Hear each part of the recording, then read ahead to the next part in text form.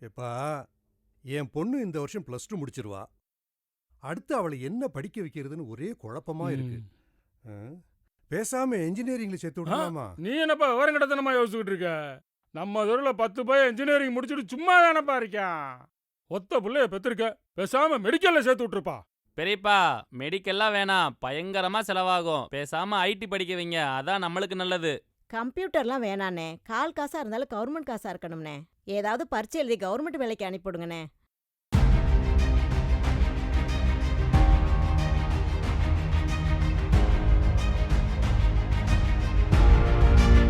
பேசாம மெடிக்கல்ல சேர்த்து விட்டுறனே, ஒத்த புள்ளைய பெற்றிருக்க.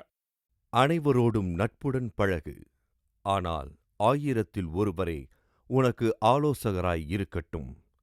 சீராக்கின் ஞானம் அதிகாரம் 6 வசனம் 6.